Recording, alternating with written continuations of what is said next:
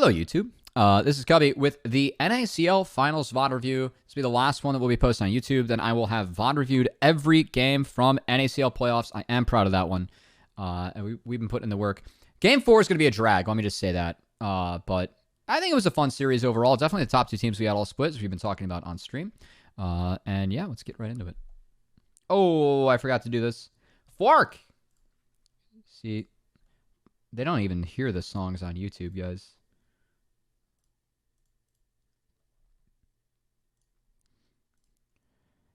Could win if Tomio plays series his life. It was a Tomio Legacy series. I think Tomio had a really, really good series. Okay. This is another champion that. All right. Lock into the Blanc.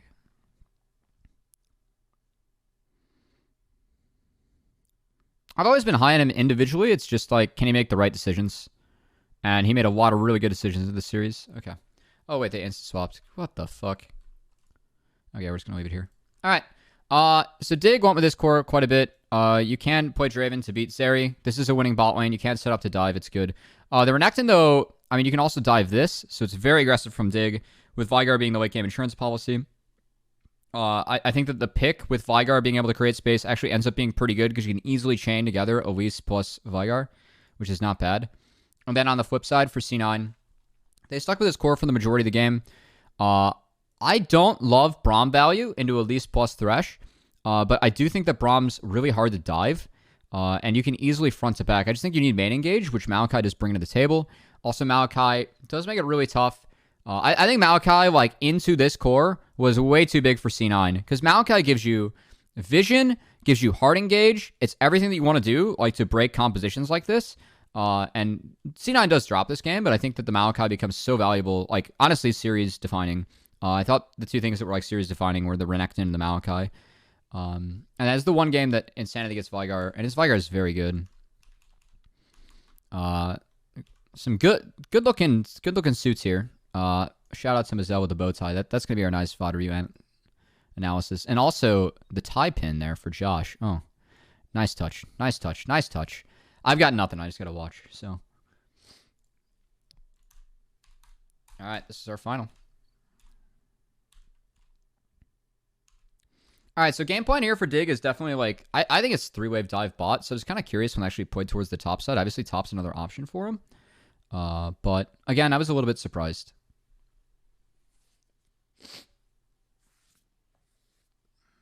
Also, if anyone's going to spring finals this upcoming week, have fun. I just want to throw that out there.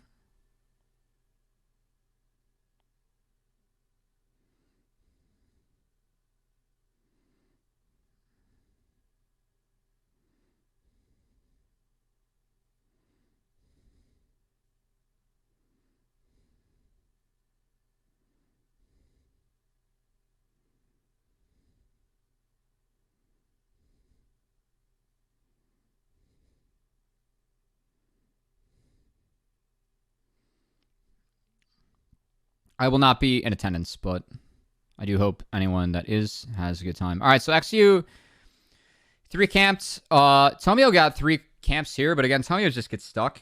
And this is okay for Dig. Like, Tomio being here means that it can't get dove bot. Like, he's going to get chunked.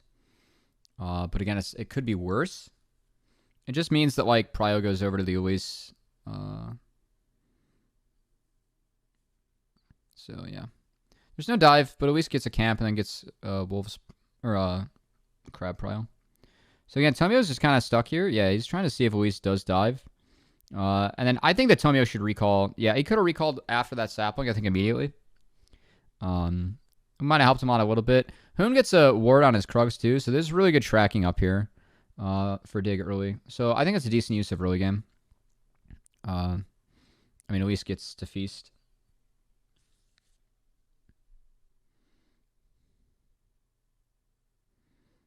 A good trade from spawn.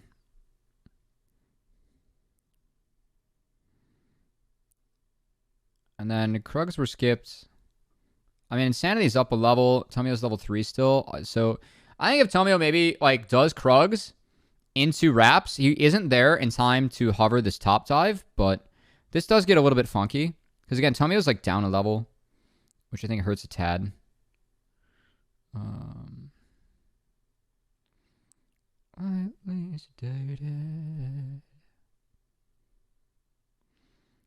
Yeah. So, I mean, at least is feasting on this first clear. It's really good.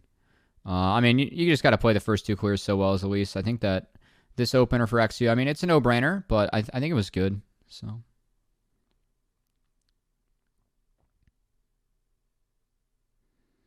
Like, the no-brainer was the 3 camp in the bot side. I think the response since then was really good, though.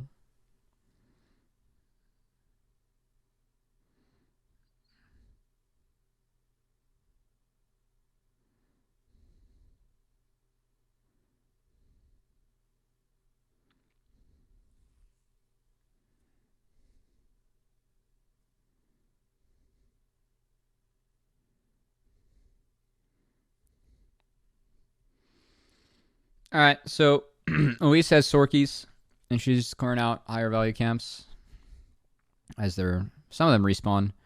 Raptors respawned.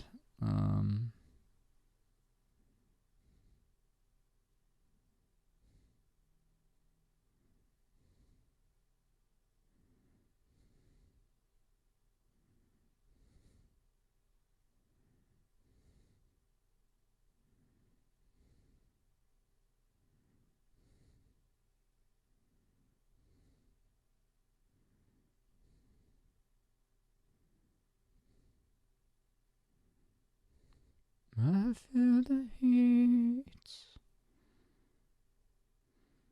This is really good from Hoon. I think XU misplayed a little bit, but I like how Hoon was holding his stun until it's empowered. I mean, Hoon's just like straight up winning. I think if XU flashes, it's guaranteed here. I think XU is just trying to greet it. I do think you could squeeze around. Like, you can, like, throw it just to get... You'd have to get around, like, this hitbox, right? I think it's big enough where you can throw it out and maybe chain it up. So, I think that this was a missed opportunity for Dig a little bit, and it is really well played by Fake God, even if he still gets shafted here. I'm just going to drop point.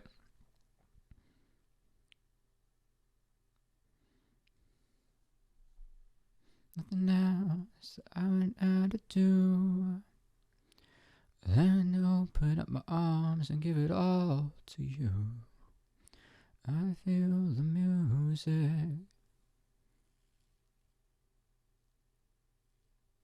when I'm dancing. Hey, what's up, Qdex? So at this point, like, top's winning, bot's winning, jungle's kind of winning, and then mid scales. And Insanity's doing fine, given all that. As long as LeBlanc can't move to help the sides, it's a really good game state here for Dig. I think the only bummer is that they don't have a dragon going at this time, because stacking does matter against C9. Of course, C9 does scale pretty hard. So...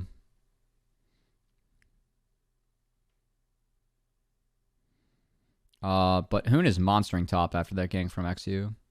So he is a thick boy.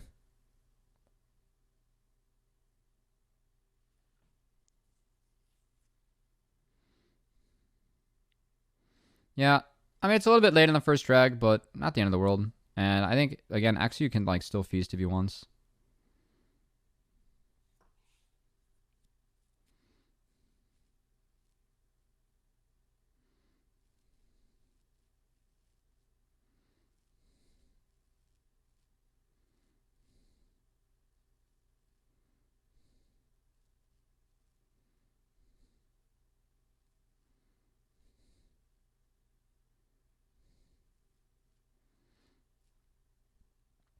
Oh, yeah, this got weird. So, Insanity just eats turret shot, right? I think if he flashes that, there is still like a chance that he dies if Diplex is able to flash follow. They wouldn't have had the damage from just the distortion, but they might have been able to find something else after. So, I mean, it was an oops from Insanity. And then the bot play, Diamond traded his flash for Cleanse, which isn't exactly worth it, but if they turn it into a plate, it's not all bad.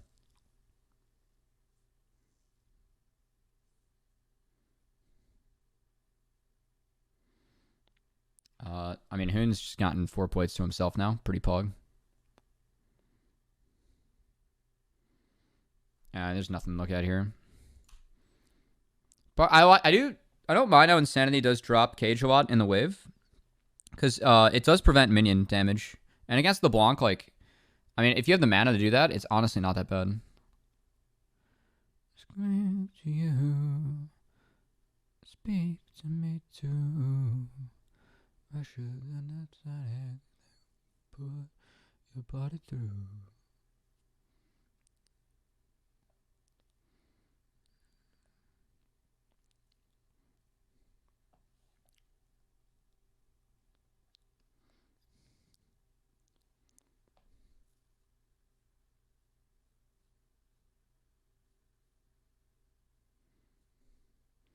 All right, so Diamond made a flash play last time, and this comes from the kill mid, right? I think this is like one of the reasons that C9 ended up winning the series, right? Hey, what's up, Unreal? So keep in mind that Insanity was in the death chamber here, or he was forced out right after he was in the death chamber, and they turned that and Diamond being down flash and they just move bot and this, right? So we talked earlier about how if LeBlanc moves, you can affect sides. This is definitely a big one. Really, really well done by C9. Hey, what's up, Mouse Scout? I think that how C9 like punished mistakes was I think why they beat TL plus Dig, and like this is just really, really solid from Zeyzal. Throws it into the terrain. There's no flash on Diamond. Easy peasy. Something's coming, so out of breath. Tomio, my goat. It was indeed a Tomio Legacy series. He kind of went off.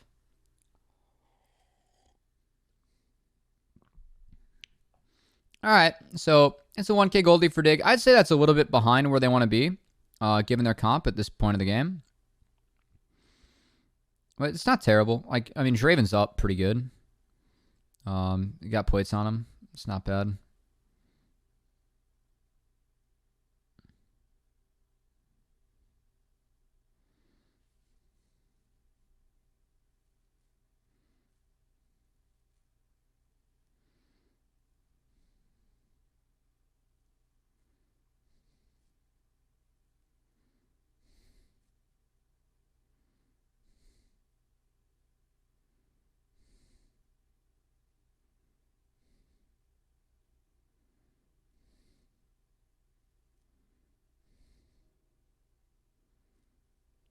All right, so drag taken by C9. Still has plates and a first brick, though, over to Dig. So, again, Dig wants to amass a gold lead. C9 denying the stack, though, is pretty big, especially given the Mountain Dragon.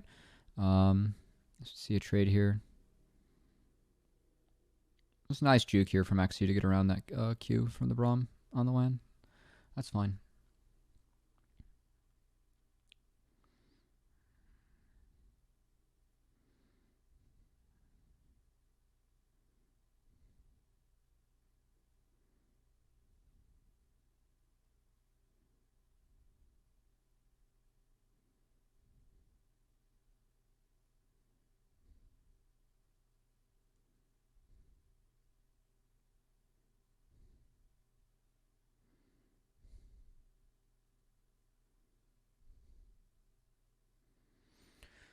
Okay. I was curious that Draven Thresh were sent bot here. I know they're catching a wave, but I feel like they could drop that wave or have Insanity TP, and then they could actually go mid and try and play for Rift. So I think this is an instance where Dig almost like slowed down the game a little bit. As soon as top end's so deep, you got to believe that like Rift is really playable if you send members up here.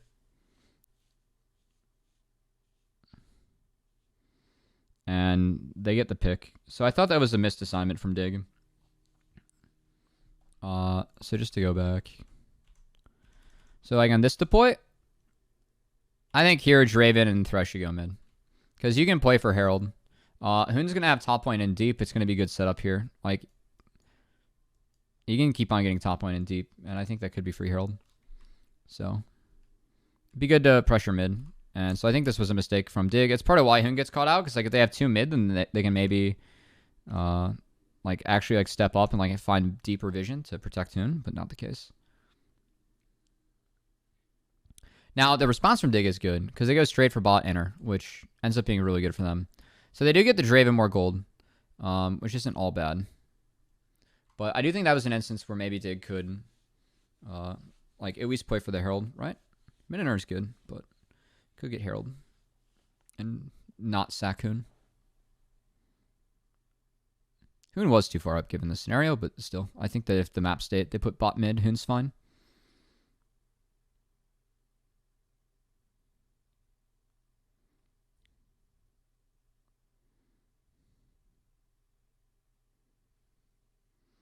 Hey, what's up, Ethans? Welcome to the stream. Checking out some NACL finals. So at this point, like, this is where Maokai becomes pretty valuable, because you can always just sapling brushes in the mid game, and you're trying to play at least Thresh Flyguard, right? So it's all about controlling space and, like, actually poking. Dig wants a really slow fight. They want to make sure that, like, they're playing off cage cooldowns and off of, like, all their pick tools. Whereas C9, they want to, like, dogpile and collapse, or find ships with Diplex. The block being fed was definitely scary this game. I don't know, this game was tragic. Like, this series could have been a 3-0 for C9 if Lost doesn't step on the cage here.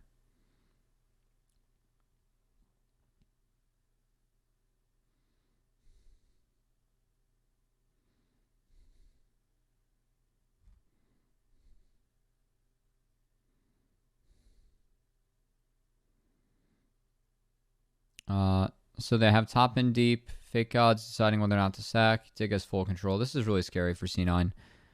Now, C9 don't have to fight because they did take that second Dragons, but I think that you just sack this for Dig. Especially because Hoon's not showing anymore and Fake God is. Yeah. So I think this is just like what C9 has to accept given the compositions and where they're at. So I think C9 was making the right call here.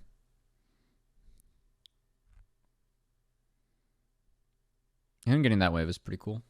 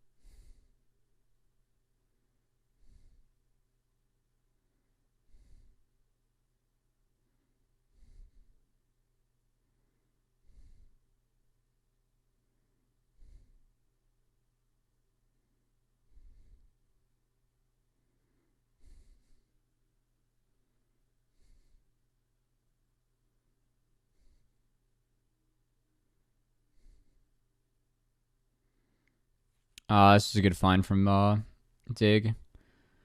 Yeah, again, that's like the play pattern that Dig wants, right? If they group, they're just going to play off their pick tools. Just, yeah, keep on throwing out cages, hooks, and cocoons and see what hits and what doesn't, right?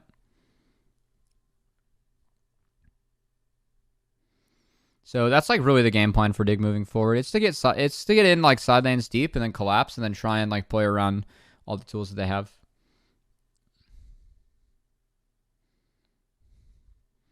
And because Hoon had like such a good landing phase in this game, he's so fucking strong. And it's Banshee's 4 Diplex, so no shot that you can match the Renekton.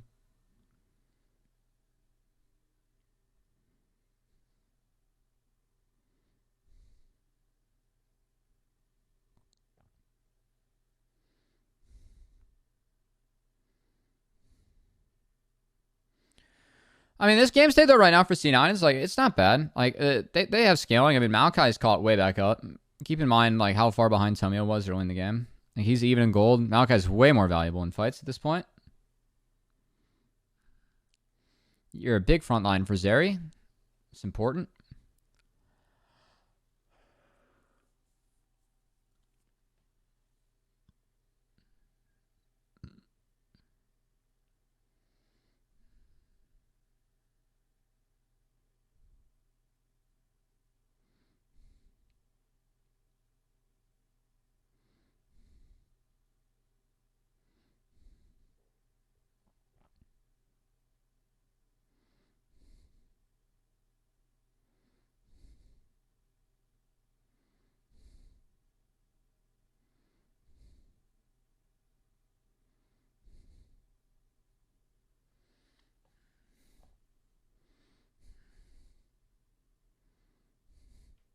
Ah, yes, this play was hilarious.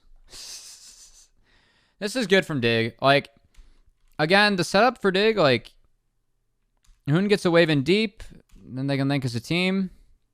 Fake God shows. Use Hoon to face check. Buy space. Fake God TPs, and then they just land. I mean, like, how Dig, like, plays this fight so slow is just, again, really good. Like, they take one down immediately. No one's ever in danger of this fight for the side of Dig. Just how they like play around this terrain. It was really well done. Really well done. So I was really impressed with how Dig, like, I don't know, it looked pretty unplayable for the side of C9. How they like played over that wall. Pretty good. So I guess like Fake Guy just like can't go to clear out this ward. Maybe he's gonna play out a pixel, but that's hard. Oh, it was really good. 1605. Damn. Good for Draven.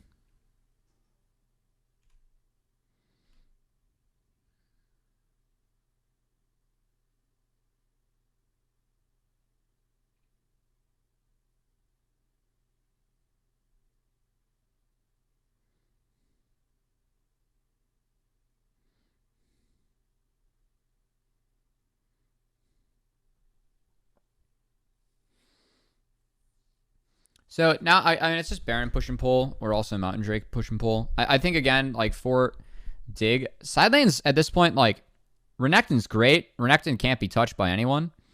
But Veigar needs the hover against LeBlanc, Maokai, I think. This was really good, though, from the side of... I like how Dig retreated. I mean, everyone walked behind diamonds so that no one else got rooted. That was big.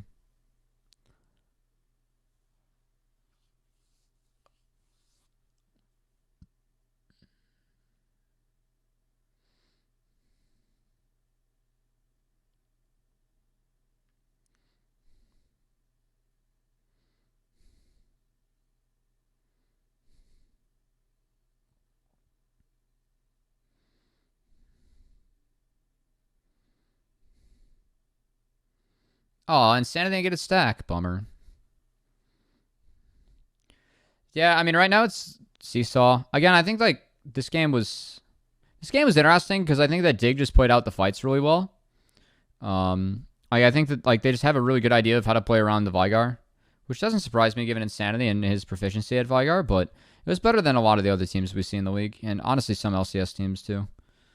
I just wait for Cage. That's kind of like the Dig mantra this game. Cage is up, we can step up. If not, then we just fall back. Kind of push and pull. Huh.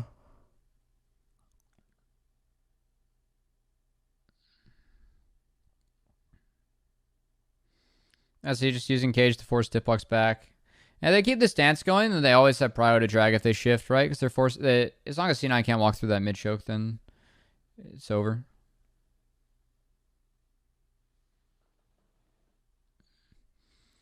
Spawn chunking out loss is really good, and he has access to the wave now to heal. And that's like just drag sacked. I like this from Dig. Like, they're trying to greet it, but C9 is forced to start. And it's not all bad here for C9. Like, Tipbox finds good poke. And the Lantern goes to the wrong individual here. So just a miscom from Dig. And now it's just straight up trade. I think that C9 should have fought this. I think C9 should not straight up trade Mountain Soul for Baron. Like, Mountain Soul is really valuable. So I'm sure C9 might have wanted that one back. But I can't get why it's scary to walk in a Diggs comp. That just surprised me greatly.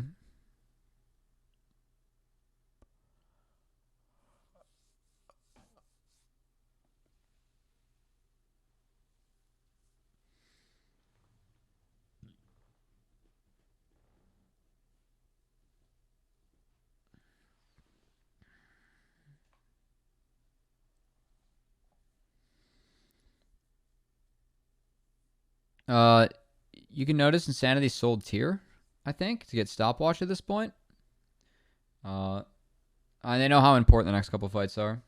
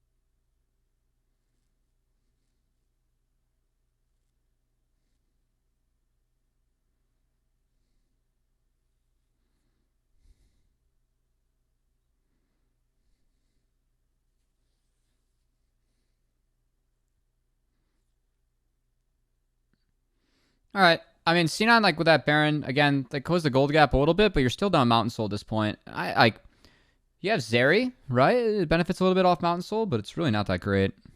It still is Mountain Soul. Zeri is the cope, you know?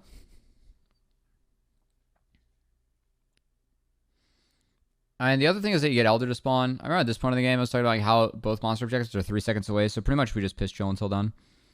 Getting Diplex Death Cap definitely, I think, would be priority here for C9. So if I'm C9, I'm doing everything I can to get Diplex farm right now. Dear Lord.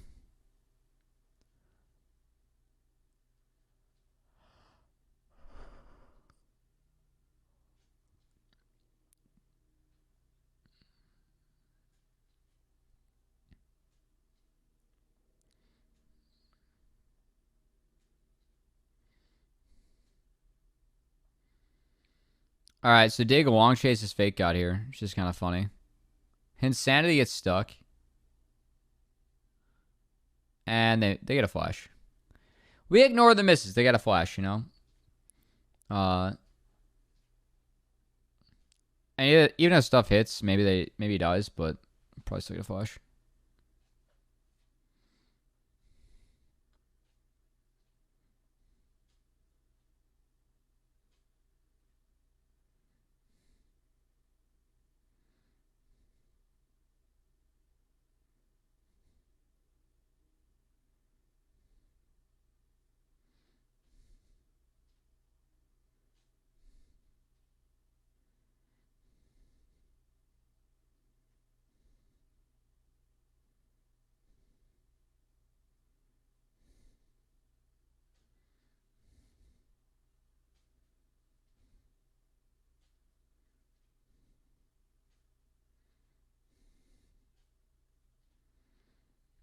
Ooh.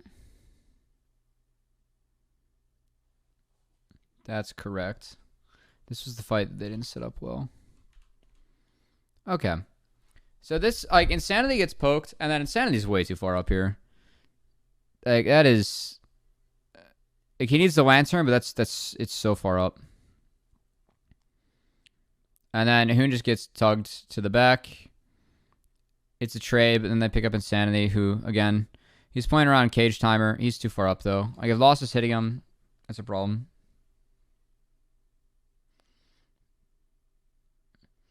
Spawn's not autoing, which is a problem. He gets red, which is actually pretty big, because then he can heal, and also, like, he has value.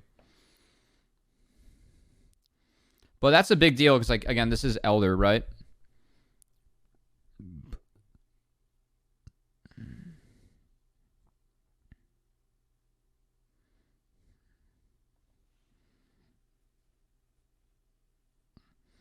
And then Diplex does trade himself for the smite. I think Diplex should TP here. Like, should TP back. Like, there's no... If you just corral them with Lost... Or, like, if Diplex TP's back, you can corral them after.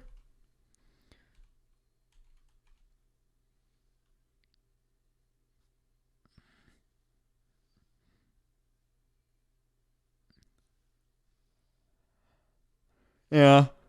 He's just stuck. It's too deep. And then we just do it again, which is hilarious.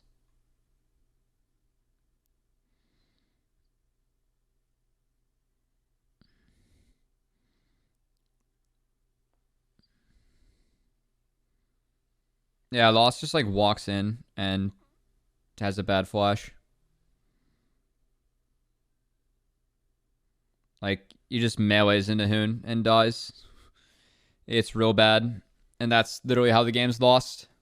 I don't know what else to say. It was... Lost made up for it later, but that was a bad moment.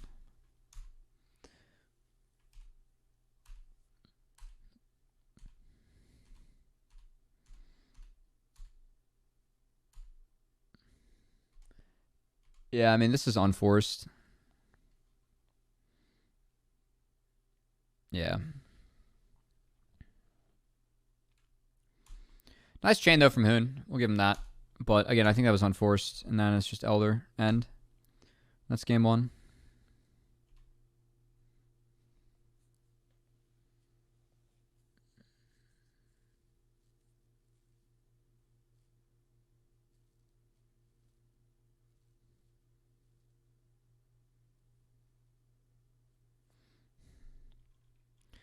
And it's Eldoran. All right. GG's. Okay. I think Dig had a good idea of how to play their comp that game. I'll give it. I like how they played that like one fight they won around Dragon, like over the wall. Like that's how you just play around cage timer, right? Find the choke, play around cage timer. Okay. This game to me was interesting, this draft, right? Because on the side of C9, it's like healing. We take Renekton for a little bit more early game. And then we just take away the Elise. Then it's same core, right? But Grievous wins, obviously very important. But then on the flip side, we have the fucking Dwagon, as Joshi likes to say, right? And Dwagon does run the late game with Orange. So this is definitely one where Dig actually takes scaling, minus the Draven. I also want to say, Draven is so hard to play this game. I do like the early Draven picks, but Swain feels really good into everything but Acel. And Acel will just match Rywise. He feels good in the Acel for the majority of the game, right? It's not until Acel like starts to outrange his ass where things get tough. But Swain's definitely a feast or famine champ, and I think that if you can greet it, then you can do it. And I thought Dipux did. He played fights well. I thought the name was but he played fights really well. The Renekton kind of got murked this game. This game was honestly the Tomio show. He just made Draven's life he made Draven's life so hell.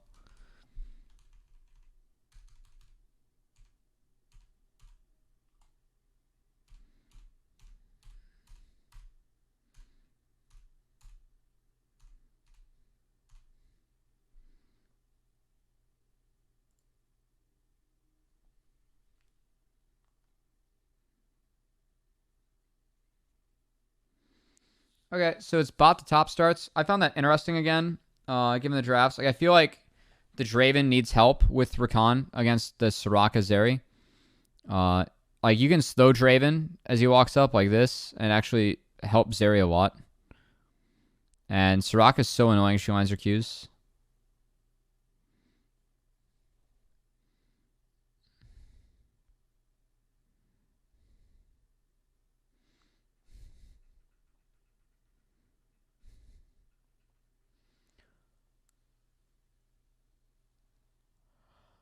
All right.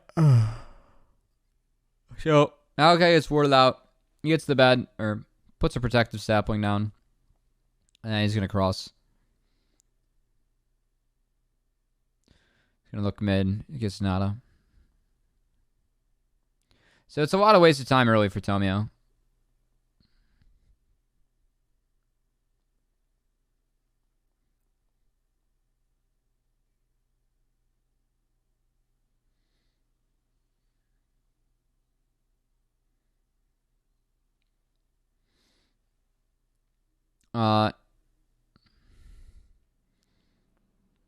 Top gank is fine for the side of Dig, because Hoon has like health bar advantage. XU is red.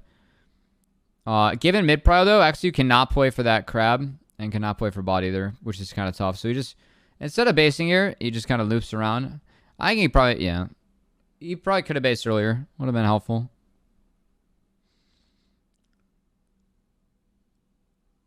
I don't think there was much of a play up there.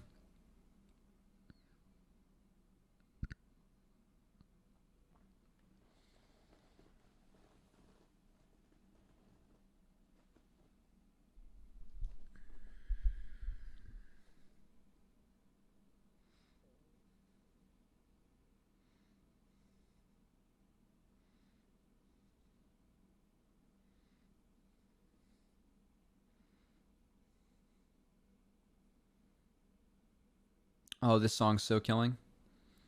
Fun fact about this song. This is Florence the Machine's song she wrote about not being able to perform during COVID. I always love that.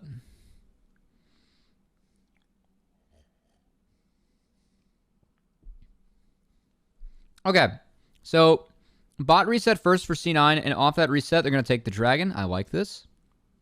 Again, C9, they have an earlier comp this game. Just given Acel. Acel's like game breaking. I think Acel's big dumb at times. So I think getting the first dragon's good. They did it off of a clean reset, and we like that. We like to see that from our teams. So, well played. Tomio's a bit behind. He doesn't give a fuck. His lanes are fine. You're Maokai, man. You're piss chilling.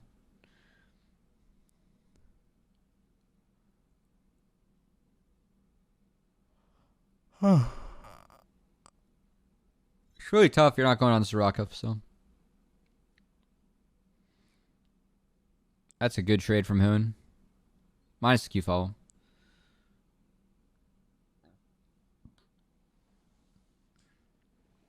But Hoon's at a decent item point. Showing this VoD, to be honest. Good.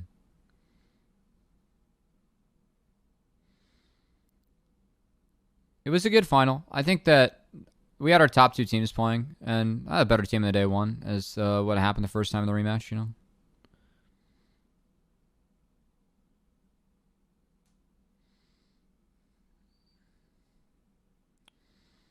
Still a really quiet game, though. I mean, for me, like, it's kind of hard to, like, know, like, who this benefits. I think bot being even obviously benefits C9, but, like, top side's good for Hoon and Dig right now. Totally not biased.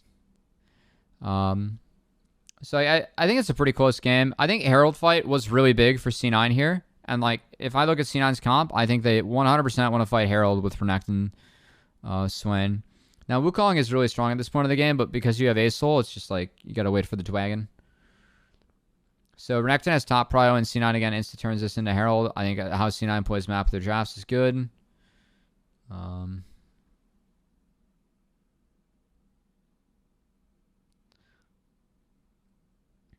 It is Ace-Soul, it's pretty tough to contest shit early.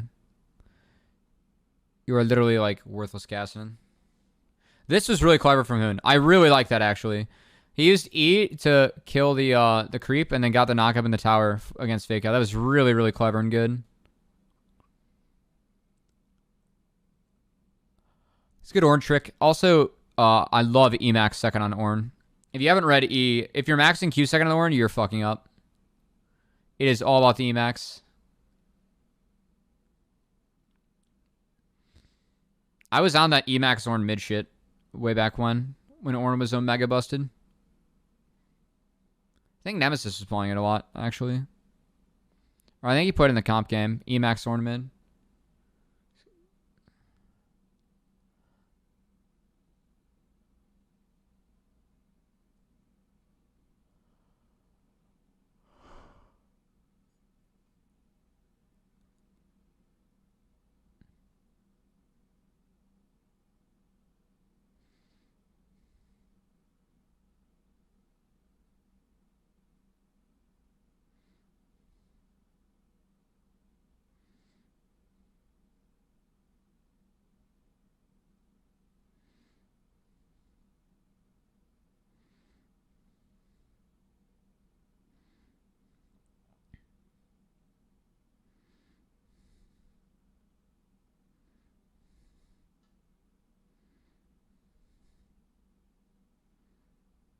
All right, this is so unlucky. I mean, Diamond gets everything canceled here. Because the Rift Herald, like... Yeah, and then he flashes into the root. You can flash over it. It's pretty bad. We'll take one more look.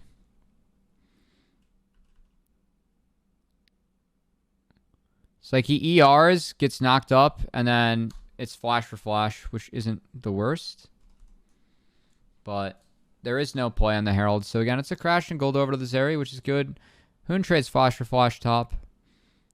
Fake God didn't ult. But because that play fails for Dig Bot, that is another free dragon going over to C9, which again is good, given that you are going up against Ace-Soul. Dragon stack is important. Tiplock's going to drop the wave to make sure this goes their way. That's totally fine in my opinion.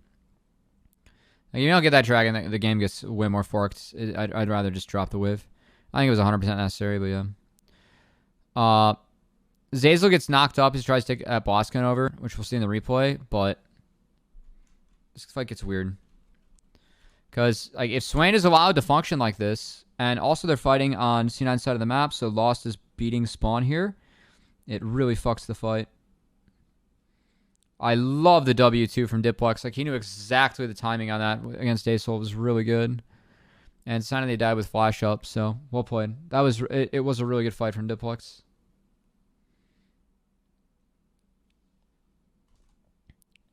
His Swain was pretty big in this tournament when he did decide to pull it out.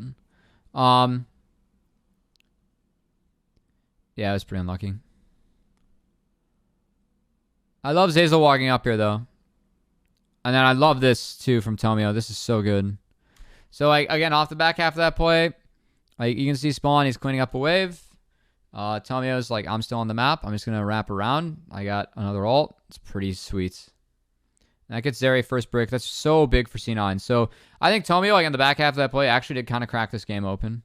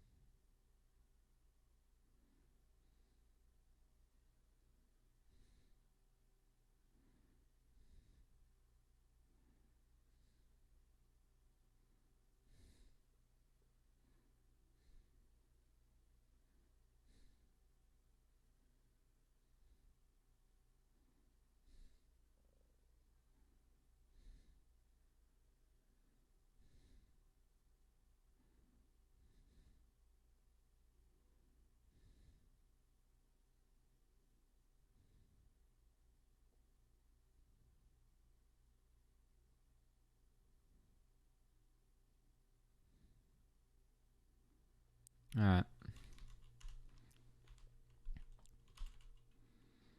So they have top in. Mid's neutral. I feel like they could get...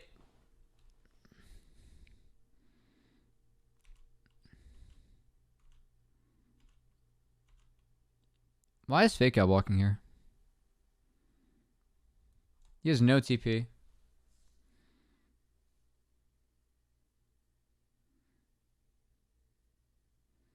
Alright. I think Fake God on a base. I think if he walks up here, and then Diplux can walk down here, they can fight for mid prio.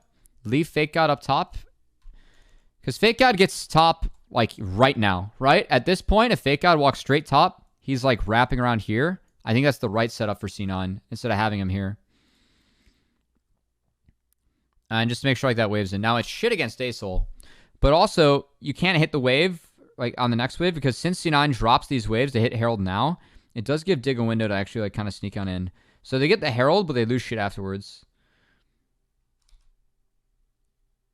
And I thought Dig played this fight decently well. Like, again, just, like, using their big ults to space. They need to use their ults to stack and get kills, or else the healing kicks in. So they didn't overcommit. And I thought that was pretty well done from Dig. I do think that it was a slight rotational error from C9. Nothing, like, terrible, but I think Fake God kind of walked into Narnia a little bit there. If he goes straight top, maybe it's a little bit of a better setup and better approach for them. You could get Fake God, like, wrapping around. The idea that, like, you could get him, like, wrapping around, like, these brushes, right? We're going to just have him join team here. So you can kind of mark that flank.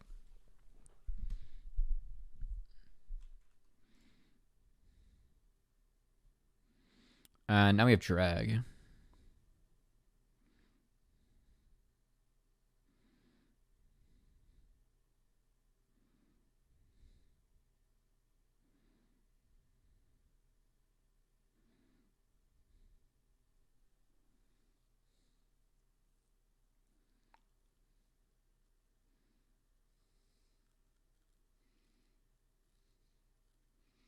All right, so C9 gets 2 charges, and they get third drag, and Dig just sacks for gold on ASOL. This is pretty typical.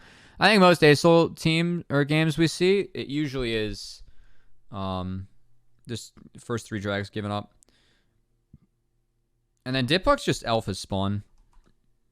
So he throws a W, gets spawned to walk in sideways, presses R, applies Rywise, and makes Draven just fucking hate his life. So that's pretty base from Diplux. The Swain pick was really good this game, I think. Or, it wasn't really good. It was really good against TL. Against TL, it was like Thanos pick. I think it was okay this game. And then it gets ahead, which, like, I mean, once you're ahead on Swain, it's lit, right? Insanity tried the TP up there for local gold, which I think A is funny, but B, I do somewhat respect. He has it up for the Twagon, so it's okay.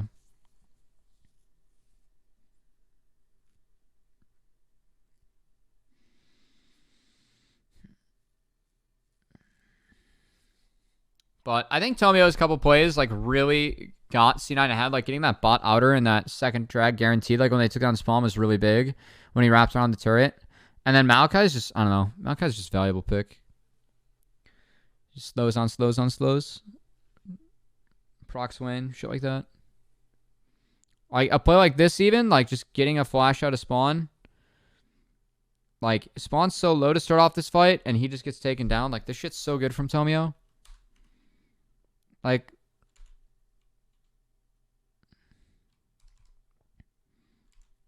when was the last time ASOL was spotted? Okay, so ASOL was spotted here. They just spot Hoon and XU walking down here. And they're going to spot Hoon walk here. And then, as you can see, once Hoon is spotted on this ward, right?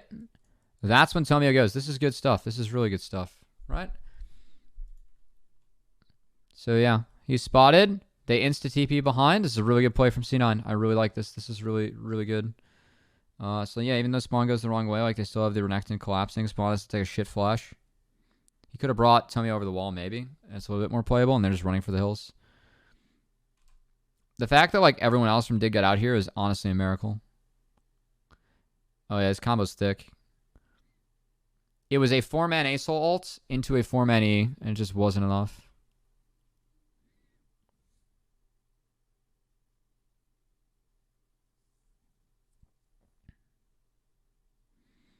Was well done.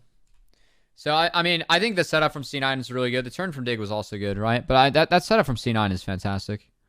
They waited for someone to dip in the vision, or to be spotted on vision, like on a side, and they're like, hey, we can go, right?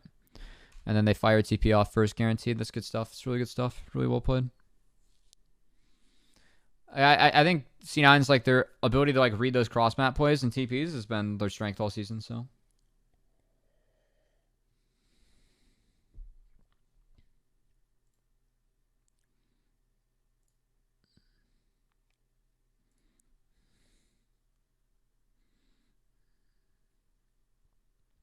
And myself.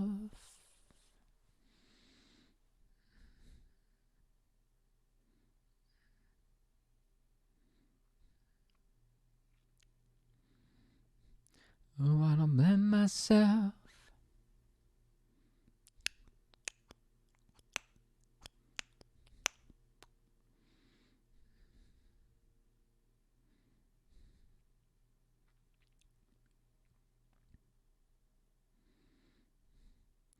At this point, again, like, your hopes are at an ASOL, so it is Cloud Soul. Honestly, I'm kind of down for C9 to toy around with Baron. I don't think that... I mean, Cloud Soul is good for them. It's really good on Swain, but you also do bring Elder into the equation. So, I think C9 is, like, far ahead enough where it's good, but honestly, seeing them posture on Baron, I think is a little bit promising. This is not the worst start here for this side of Dig. Give me a sec. Ornalt was bad, but... I mean... What, Hoon does the best he can, right? He doesn't get yoinked, and then he drags Tomio back in. Diamond has some form of an angle. He just doesn't decide to pull the trigger. And then the ult goes wide. I mean, Spawn just cannot auto in this game. Like, you're playing against a Rywise Swain. I respected this from Dig. This was clever. I mean, you at least pull him off. And you're able to get in vision to, like, find an angle. So I think Diamond holding everything for this was good. But Tomio yoinks it. Big time. And then Hoon splits.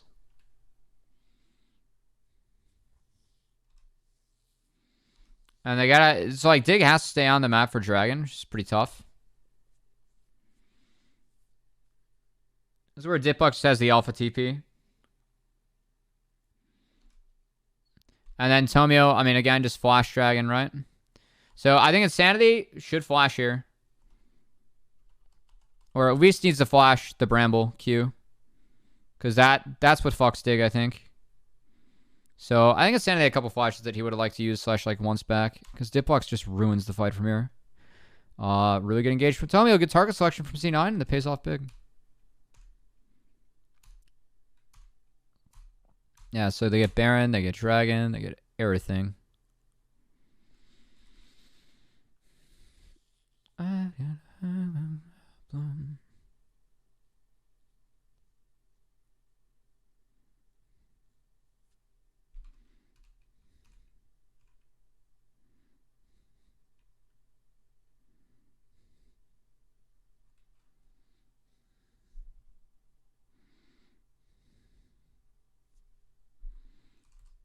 And, I mean, this game at this point is pretty hard. It's enough gold. And, I mean, Sanity, like, he's a Seraphs and a Death Cap away, I think, from, like, being the Thanos, right? Being big Thanos. I mean, that E does so much damage still to the Rocco. Like, it's doable.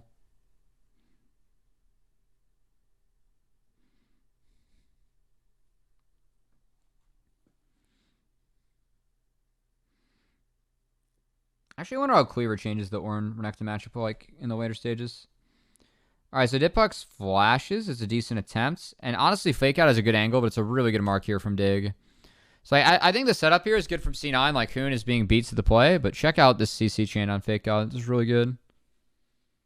Airborne. Airborne. Alted. Zazel going to get in range, and then that's it. Well played. I mean, I think it's an okay ang from Fake Out again, but he doesn't have flash, so I guess he just gets Renektoned. Wasn't much to do.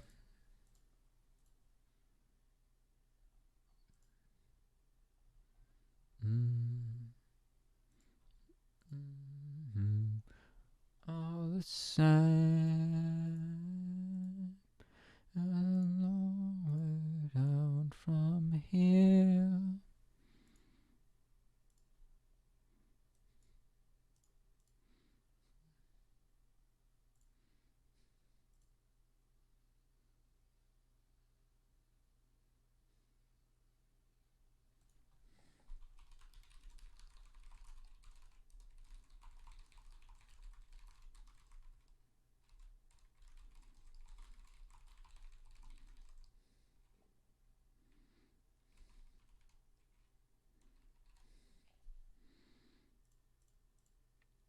Let's see.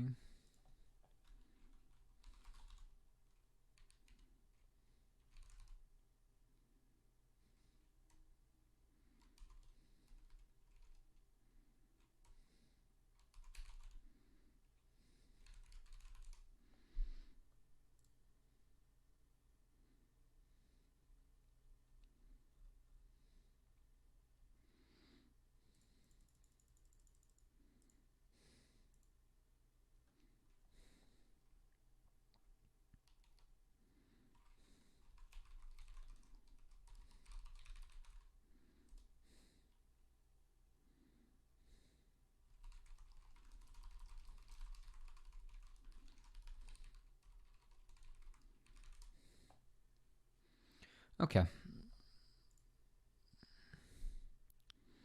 Again, I mean, it's just like,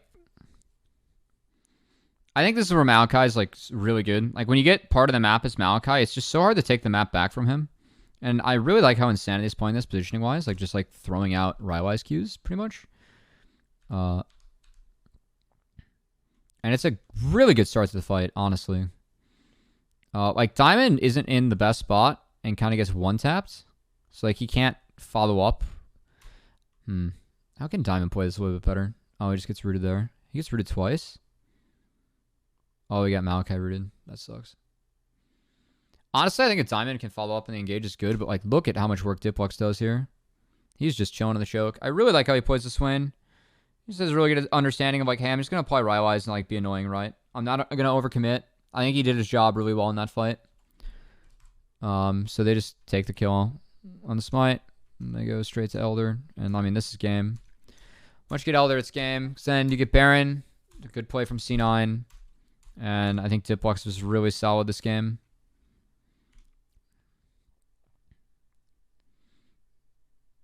Yeah.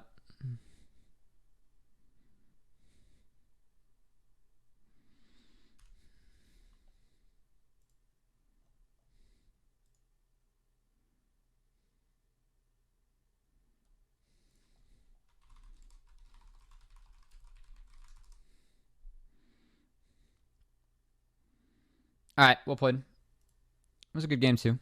I think C9 played that well. Diplux, do you have any Swain dances this game? I don't remember. He's definitely happy with that one.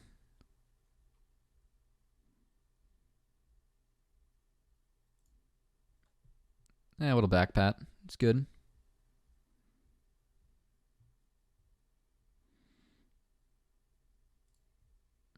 All right, next game. Game 3. Okay. So if you guys remember game 1, it's the same first 3 champs, except instead of the Braum, we have Renekton. So again, Renekton becomes a big pick in the series, because that's the difference here on 3. Holy shit, my pen is terrible. But same course, so similar idea. And then we go double AD. So it's like poke, a little bit more poke, but you lose the zone control on Vigar, so it's more emphasis on laning. And for C9, it's just straight up death ball. So if C9 gets ahead, the ability for Maokai to break something like this is just so critical. Gragas helps as well. And then you just have this massive beefy front line against Zeri. Draven can't move. You need double Kraken Slayer. You need to get ahead. And because of that, I did really like C9's comp. I think ease execution, C9's is definitely easier. All they have to do is just like play. Whenever Maokai R is up, they should just press R and see what the fuck happens for real. I will wait it forever.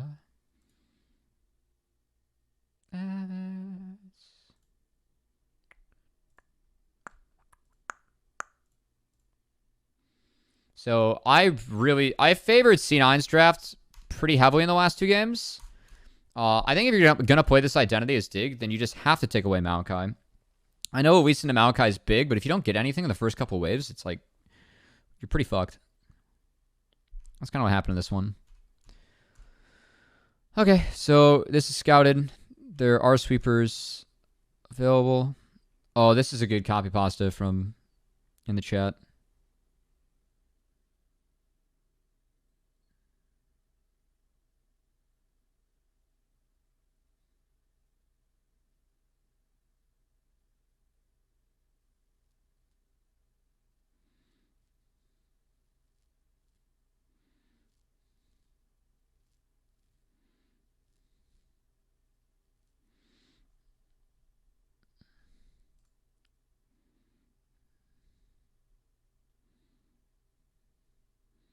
Blabber really just told Tomio Maokai's the answer? Dude, them point speak it too much, man.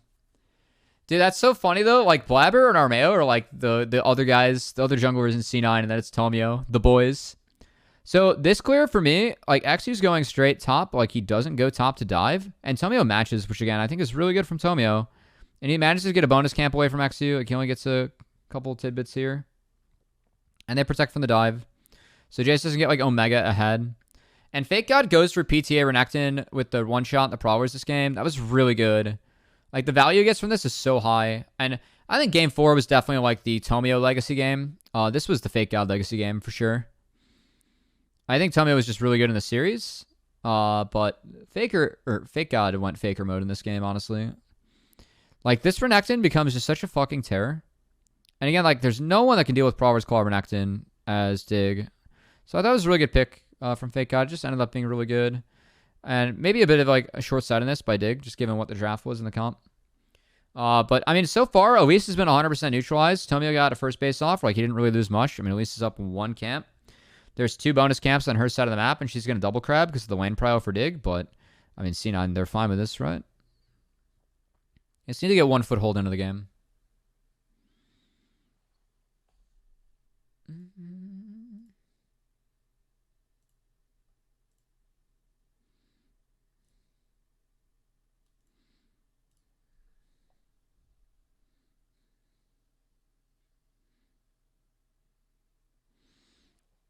But so far, I mean, Hoon's playing the Jace well. Like you said, Cummy, with the amount of timing could be great. One like you super. Said, Cummy, with the amount of Mike timing could be great, but like you said, Cummy, with the Tito. amount We'll go with that. 1 super Mike Tito. Thanks for the follow. I appreciate it.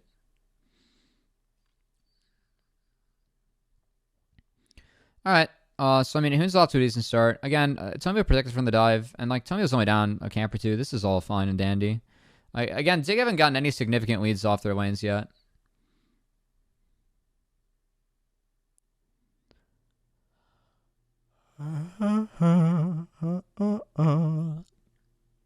This was a really good play from Dig. This is like the one time like Dig's like really in this game.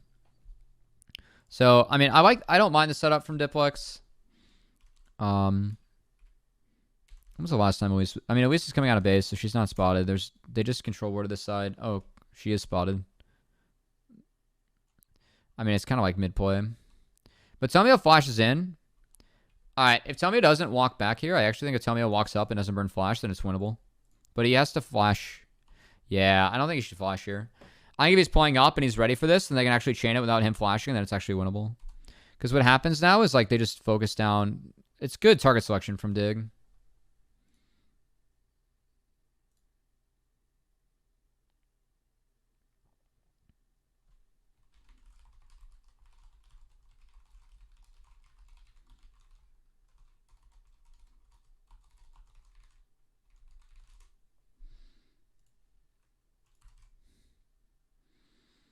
And then this dive was really good. So, like, again, this start for Dig, like, this is what they need to do with this draft. And because they found mid in the bot, like, XU did get some shit on his second, like, camp rotation. Or I guess, like, second deploy, right? It was like there's first clear and then there's, like, deploy after.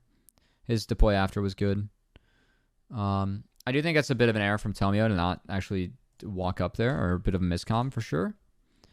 Now, the bright side is that Dig, they do lose a dragon off of this. I think that it's worth it for the gold, but it is a good recovery from C9 because Dig needs to snowball the game so fast that it's bought them 5 minutes. But at this point of the game, it almost feels like critical mass for Dig, right? They're up 2.5k gold. Jace is kind of smashing top. Like, it's actually pretty good for Dig right now. You have the Sork Boots Luis, which is like really powerful at the moment.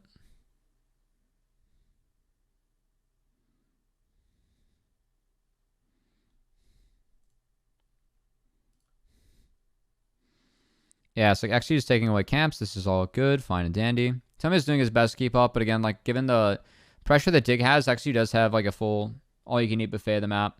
So Tommy's going to go catch mid, he's going to show, and then it's more camps going over to XG. This is still really good for Dig. Like, their draft needs this, though. Like, I legitimately think this draft needs to be up like 4k gold at like 15 minutes. Like, they need to be so far ahead, they just continue to bully with damage and poke.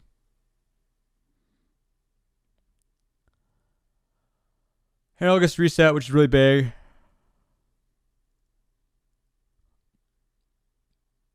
I think got stabilized a little bit.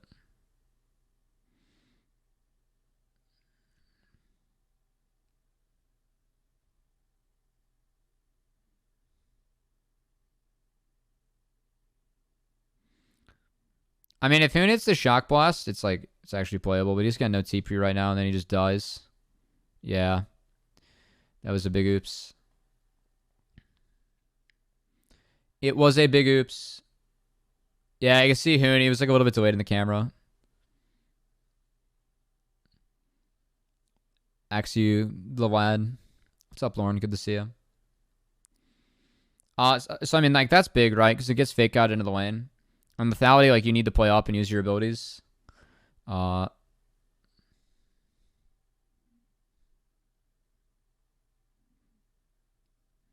Fake out is hovering mid here, as I don't really know where Dig is. And Dig does have full control of this side of the map. See how C9 is like kind of traveling as a team, trying to figure shit out.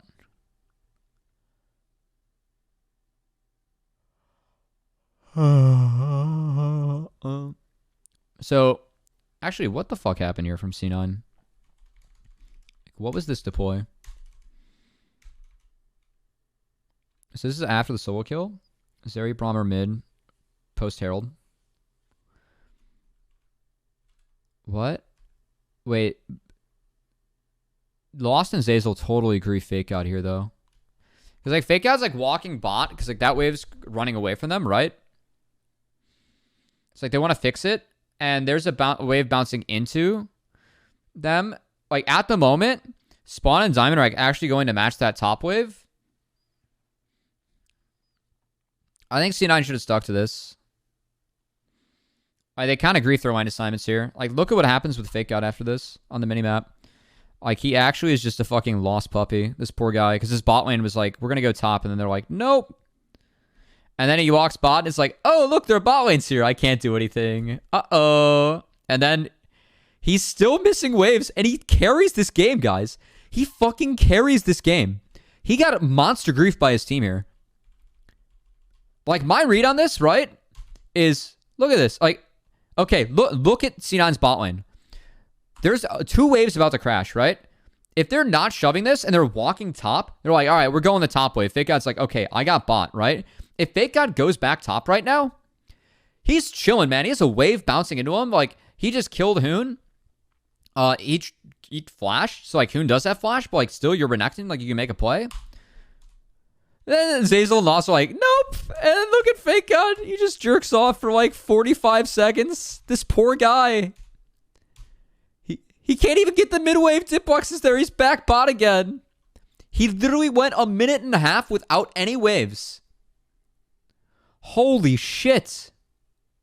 And he still carries the game. Holy shit. He got monster grief by his team there, actually.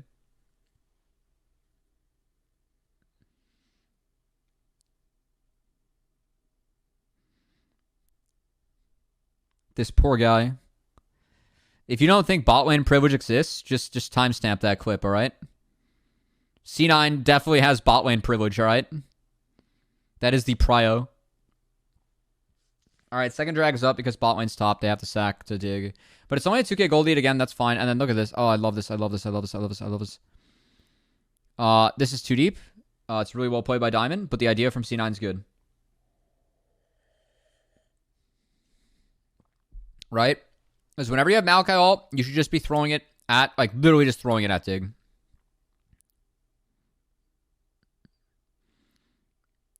Like, they are so squishy. If you take away summoner spells, the next one kills them. This shit should be thrown off cooldown at the side of Dignitas. I can't believe how hard Fake God got grief there. I missed that on cast. That was one of the more awkward lane assignments I've ever seen. I shouldn't say ever. That was bad, though. NACL finals, baby.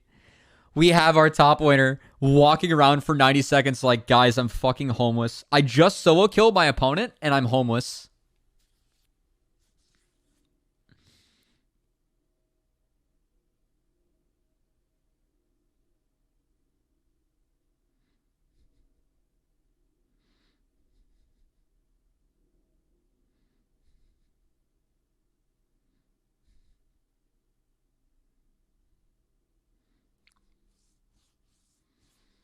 All right, again, 3.5k gold lead. Like, it's doable, but guess what? We just burned Sum's top. So then we throw Maokai ult again. And this fight is a disaster. TP comes in. They had all of spawn shit down. And then Braum Maokai, I mean, if you don't have Sums, it's so fucking easy. And this is just the game. Like, this is literally just the game. Dig just could not. They were not in position to defend this. They didn't have Sums. They could have bailed here. They could have bailed. They could bail. They could bail. But Diamond walking up the fight was not good. Because you just got Braum Malachite. Braum's based. Let's fucking go. I don't like Braum into Thresh. I think that in the matchup, actually, though, Thresh, you can take Aftershock. Because the way that I used to play it before Glacial Path came out as Thresh is that my goal was to save Aftershock for when I got Braum stunned. I don't really know the matchup as well with Glacial Path, but if Thresh doesn't have Flash, he is abusable as Braum. Especially like if you have main engage again. Braum's follow-up engage is so pog. Yeah, so I mean, yeah, he just gets one-tapped.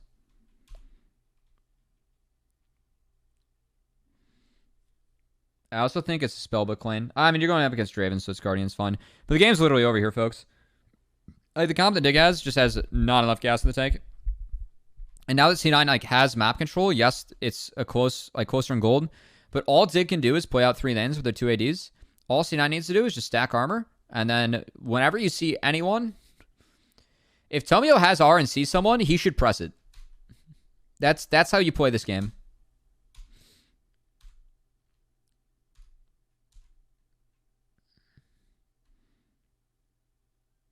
So yeah, they're going to wait. If Dig crosses the halfway point of mid, then Tomio R's. But they're hugging the correct side of vision. Alright, they're waiting for Diplox to come around. Now it's good. Yep. Alright, they fuck up the Lantern, so Insanity doesn't take it. And then Diamond again. He has Flash, but he just gets one tap. That guy gets Nardied into the other team, by the way. He got evicted twice. by C9.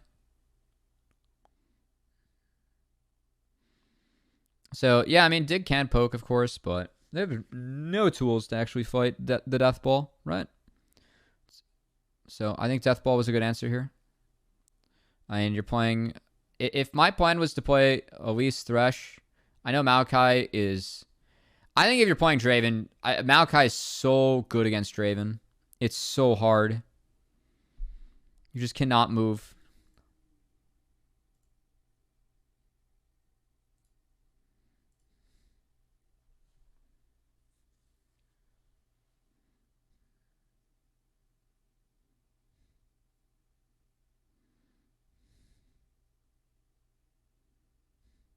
-1.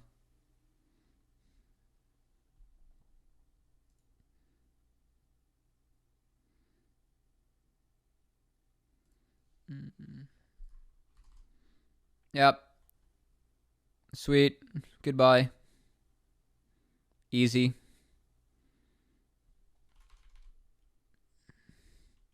Yeah, who has to see this wave here? Yeah, Hoon's got to drop this wave.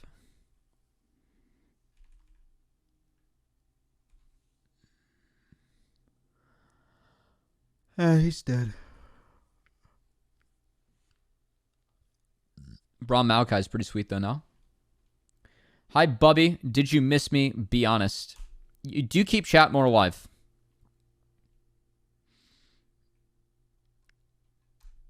And I don't find Bubby a bad nickname.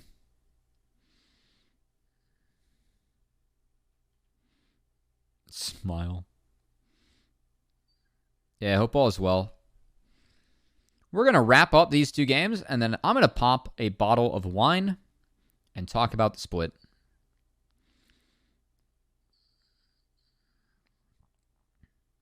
Do one of the reflection streams for people that are not familiar. We do this at the end of every split. Yeah, actually, we used to do it at the end of regular season and then at the end of playoffs, but I have a podcast now, so I just get to use that for it. Sweet.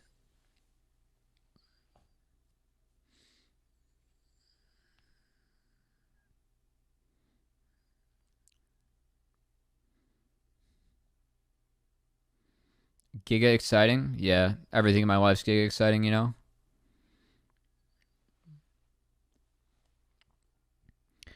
All right, speaking of what's not giga exciting, this game that's piss over favors C9 already. That didn't sound convincing.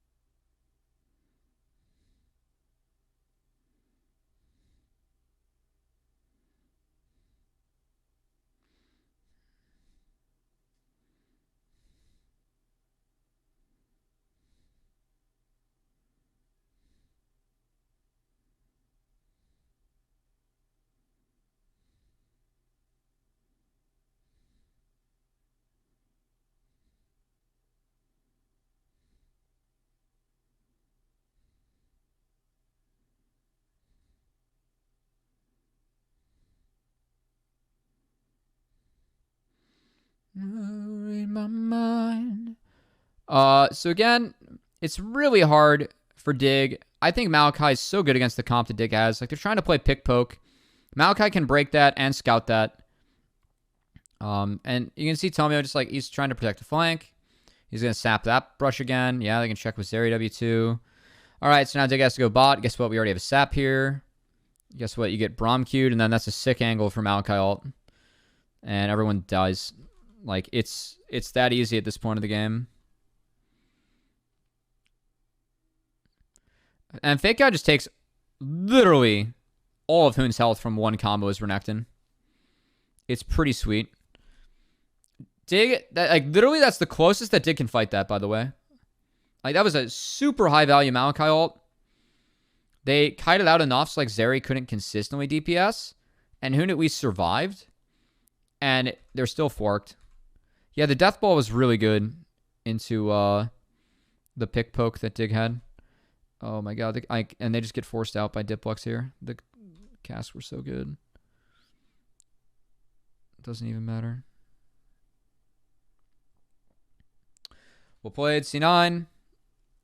Oh, Sketch is in here too. Who would have guessed? What's up, Sketch? I mean, Bomba's kind of fun. Tomio had another R. Pog. Bro? No, what's up, man? Hope all is well. We might talk about the recent news. Might have to. If it's part of the end of the split reflection.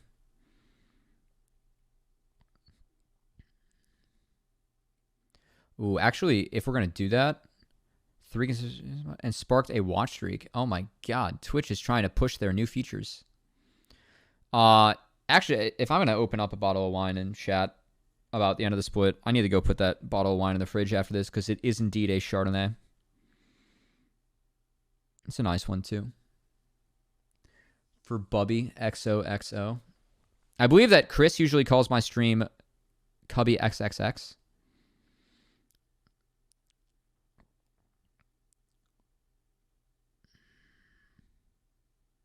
Yeah. It's the exclusive content, you know? It's big time. Man, so like this game and the last game were just so over. Like so early. Because like, I mean, this one I think was over since the top fight. Like it's really hard for Dig to play this out.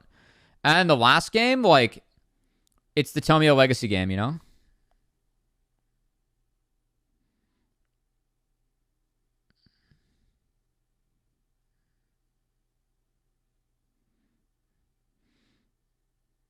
Another good Maokai ultimate. Yeah, you just get 2. I mean, it's so easy. Like, all I have to just do is get mid-prio and then bleed into the side because Dig's playing 1-3-1. You just break it with Maokai. And there was a solo bolo in the bot side because Prowler's Claw, Renekton's Pog. It's everywhere. C9 just dubs. What? I'm being summoned? Yeah, COG news was sad. Yeah, it's tough. What about me?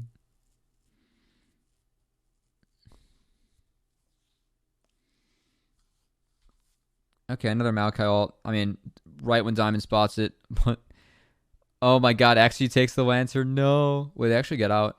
It doesn't matter. Okay, it whiffs. Yeah, it doesn't matter. That hits. Oh my god, this area W's are big. Fake guy just one taps Insanity. Pog. Insanity at ult up.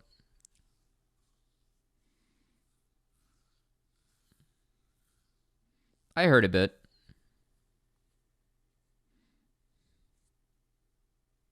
I might have heard a bit about the number.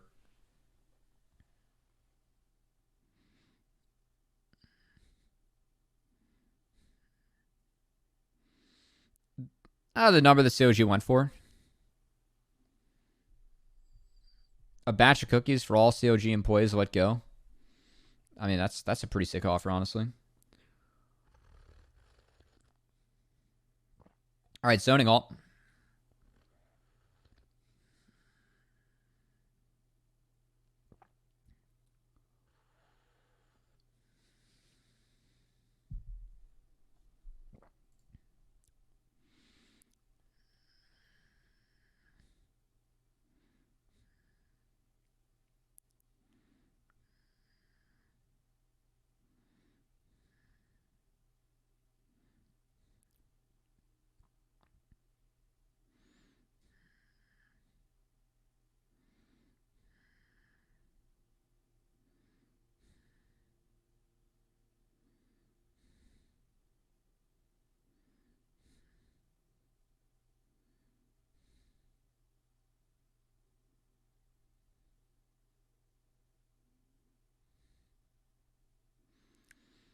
All right, C9 just walking this game in. We got Soul now.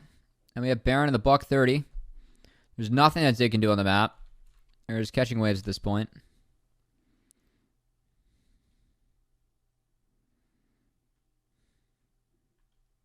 It's a good ult.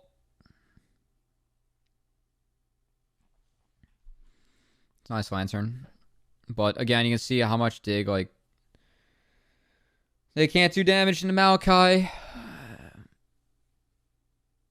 This has to, and R is like up in a fucking wave. This champion. He's nerfed, yes, but he still is good. He's up now. He has ult next wave. My fave cookie? I mean, it depends. Girl Scout cookie? Thin Mints. I like oatmeal raisin and chocolate chip, though. I'm pretty basic. Thin Mints are undefeated, though. Like, on the real. Alright, this is a good look from Dig. Like, they did catch C9 split. So, C9, they exit jungle. Again, it's like the only play that Dig has. Tomio needs to hover. He can't get this far north while Diplex and Zeyzal are up here. Tomio needs to hover and watch this. Like, Tomio needs to hover around here. Spectrum!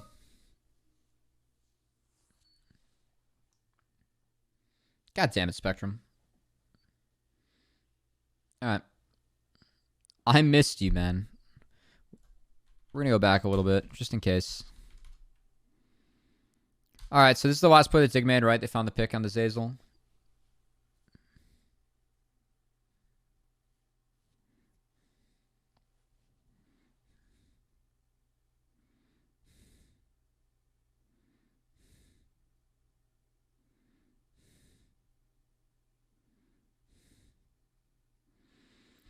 And I mean, like, the way that Diplex is just, yeah, like, it's just, you cannot touch Baron, you cannot get past me. There's just no play you can make. Can't get through Maokai. Just nada.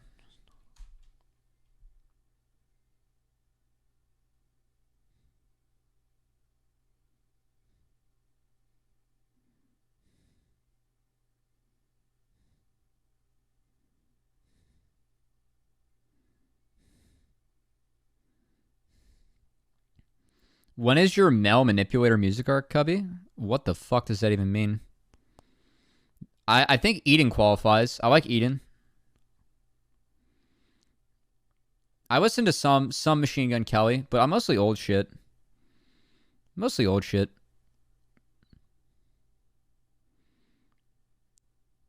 I like too much John Mayer. Is John Mayer a male manipulator?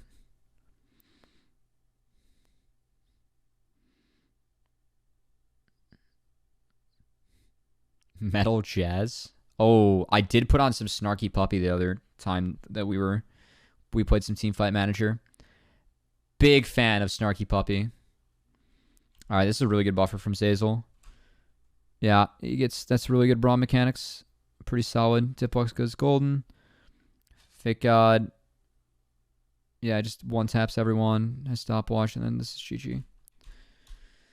I mean, this was bound to happen, I feel like, for C9. So, and then this draft is just some what? Some Snarky Puppy. Snarky Puppy's base is all hell.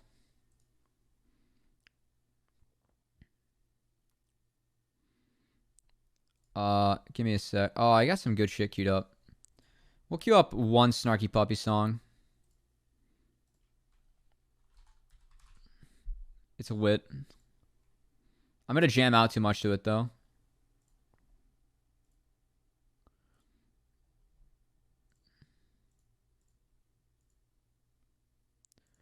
All right. Game 4 draft. This is a tough draft. Okay, so the difference here is that Dig does deny the Maokai. I'm fine with that. I think this pairing is good with Maokai. This is a fine answer, too. Rakan's a little bit tough to play in the Maokai. But Rakan's really strong right now. And then they blind the Gnar because they need physical damage so you can hold Gragas Flex. Kennen and Talia are the response. So you have triple magic damage from Dig, and then it's a Kassadin. I think this draft was pretty bad. Now, the good thing about Kassadin is that you can take towers and like make plays in the map early, but things get so doomed so fast for Dig, and this game is honestly going to be painful to watch. Like that, like this game was painful to cast, if I'm being honest. Oh no, guys, pour one out for this strand of hair. He didn't make it through the day. He couldn't stay on the head. Yeah, I look old from here. I have fucking crow's feet. Look at this. I'm 27 now.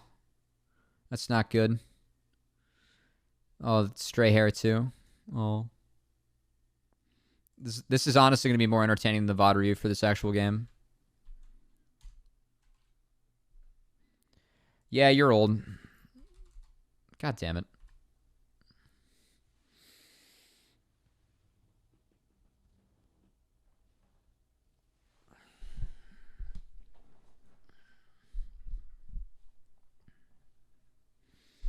All right. This game gets forked. This is the Tomio Legacy game. Last game was Fake God Legacy game. This is the Tomio Legacy game. All right, so this setup for XU was so good, guys. Like, the only way that Dig wins this if they do some like crazy shit, right? XU actually was like, hey, you know what? We're going to sneak 2 camps and have Gragas know fucking nothing, okay?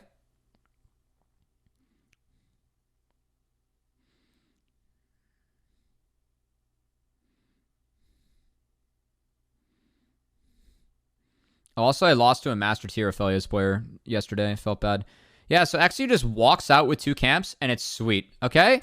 So, Gragas was just spotted, okay? The only play for Gragas here is to take this, base, take this, and then pray that you get this, okay? So, it's 1, 2, 3. Now, the only other play that Gragas has available to him is this, okay?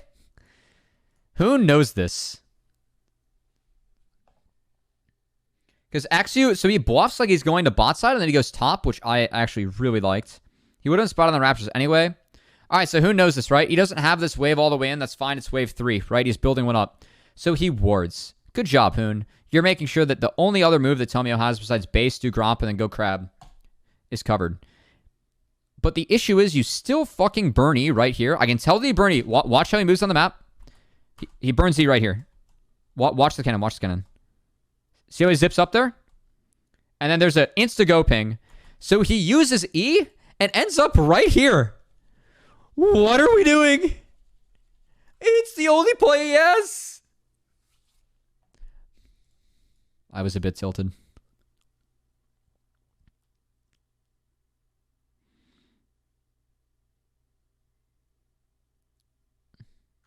And now the wave is just fucked.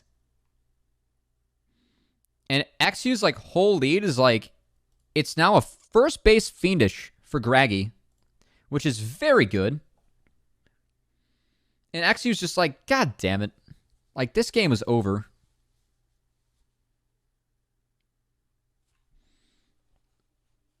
That play hurt me. All right, so they get Gnar off a couple waves. That's fine. Tomio comes back up here. And he's griefing his game for this. And XU flashes, which shocked me. He does not need the flash there. So you do take tower aggro. But there's no way. So the only way that he is in range of this is if a Narsto lands. And he doesn't throw Boomerang until... He still hasn't thrown Boomerang. So I just think you walk that out. And Maokai losing flash there again. You have to win this game early. You have Snowball. Nada. Now I am paper thin.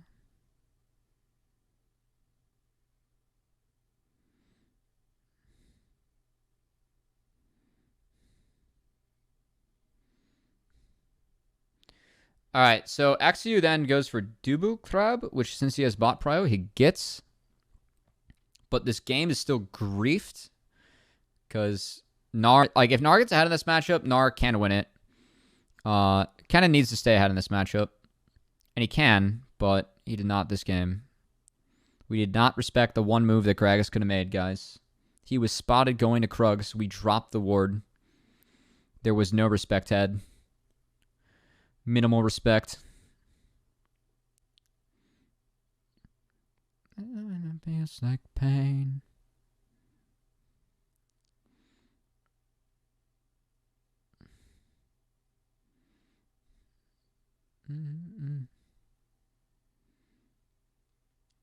Decent try from Diamond. They're just going to match recalls.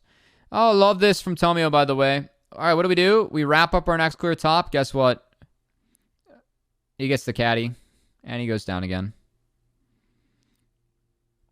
And guess what? We're just going to leave the wave there, because fuck it, why not? That game's over.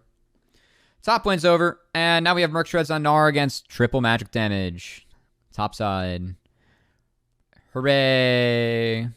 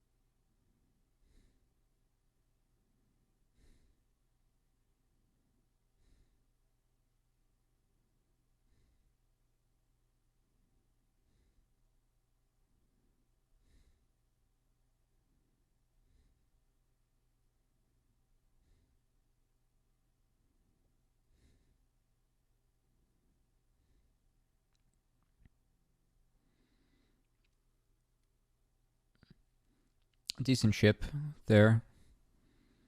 Batomia wraps around mid. And then Insanity gets flashed on. And he's dead. So now Tomio's won 2 lanes for his team. Because once Cassian gets ahead in this lane, it is over. And guess what? No Herald now. And you don't get Herald now anymore against Gnar. Because guess what? Gnar is winning this matchup. So Tomio just gets to fucking chill. And he gets to wait until Cassian comes back. He doesn't even care if Herald's taken or not. This game was so over, guys. Like, this game, it's literally over now. Like, on that bot, like, just chasms. Absolutely just chasms this lane. This game's over now. And it gets way worse. And it lasts, like, 40 minutes. Because C9's just like, yeah, we want to win 4 games. We're going to take the... It's like 80% plays. It turns into, like, 95% plays, you know? It's one of those.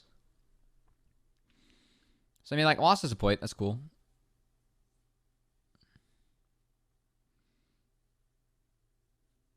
Like, you can see, like, what Insanity has to do, like, for this lane. He's literally just throwing out all of his skill shots to hit the wave and eating shit from Cassian. That be how it do.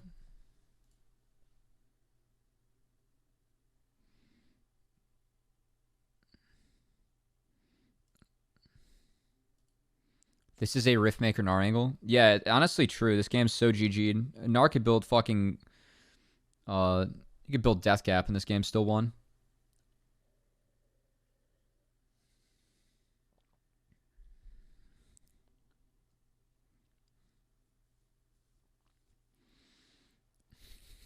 That was my favorite part about the last podcast with Prismal was when he was talking about FFing. He's like, guys, what if we're hitting their Nexus at 25 minutes and then FF the game?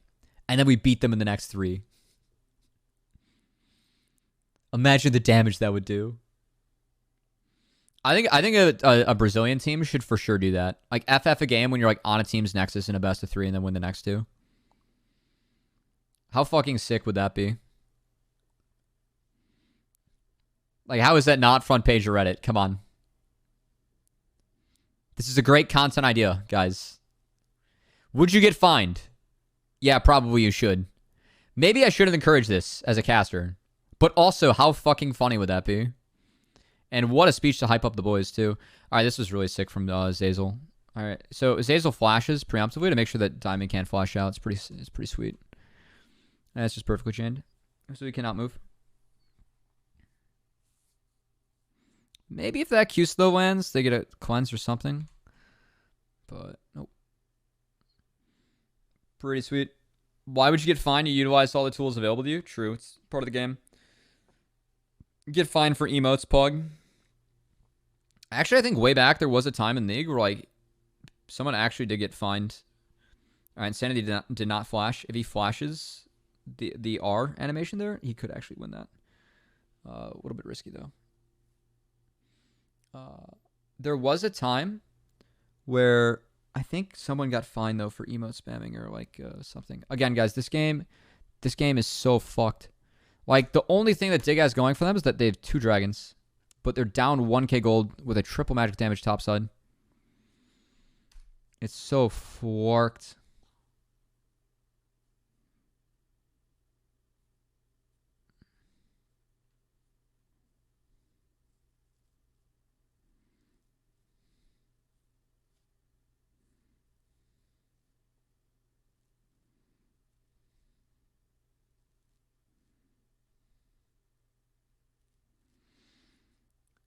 It's so forked. You're up against Cassian too. Like, how do you sideline this game against Gnar Cassian?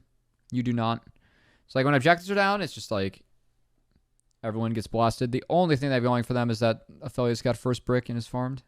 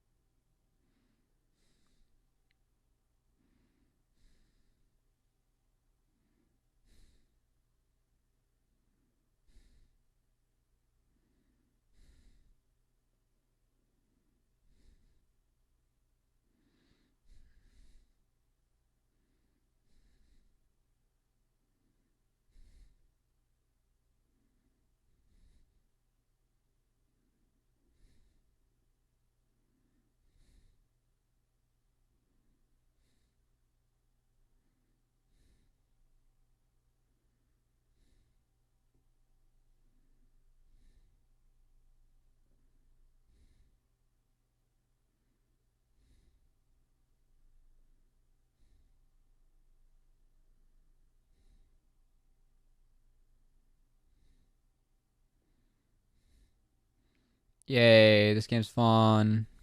This game's totally not over.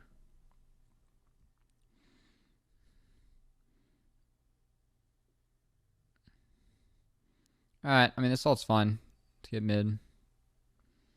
Again, like, the only hope here for Dig is that Spawn gets fit out of his mind, just, like, plays the most ridiculous game of his life. I think it's so fucking hard. They're like giving where Caston's out in the game already.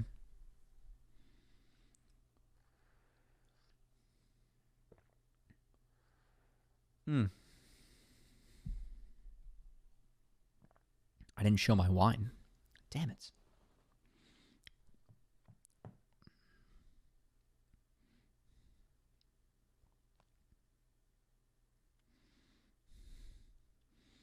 Without you.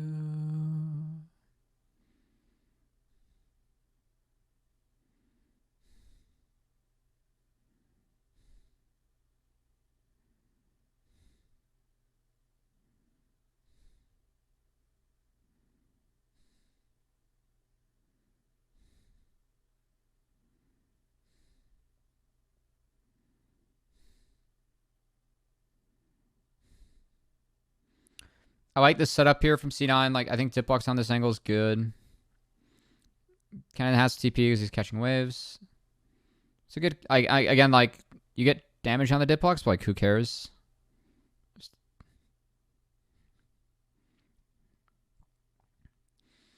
So they hook the Mega. And it gets a little bit funky here because, like, XU tries to get engaged bomb by Zeyzal, but he twisted advances. He flashed twisted advances, Fake God. And then Hoon has a big ult. There is no exhaust for the cannons. Like, even though Hoon's behind, it is still pretty big. And then Spawn gets a lot of Chakram stacks and red whites him. So, I mean, Dig get a drag and a 1-for-1. That's, like, the best thing that Dig can get at this point in the game, in my opinion. Like, unless, again, Spawn goes sicko mode.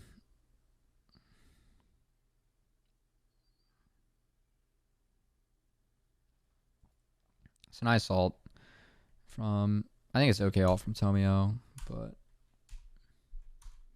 It was a tad early, maybe. I mean, after the next dragon, though, guys, we are speeding this game up. I'm not watching this 1.5 to 40 minutes when it's so fucking 1 for C9. It is an actual death march down this game.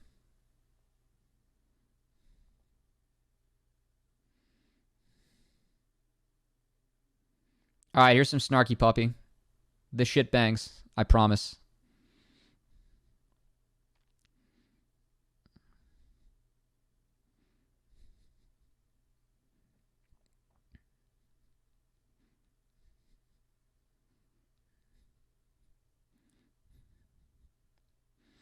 Alright, so Dig are just pulling Baron. Again, Dig don't have much they can do. They just want cast TP for sure. I think this is a good pull. Like, just get cast TP and then, like, reset map from there. I think this is fun.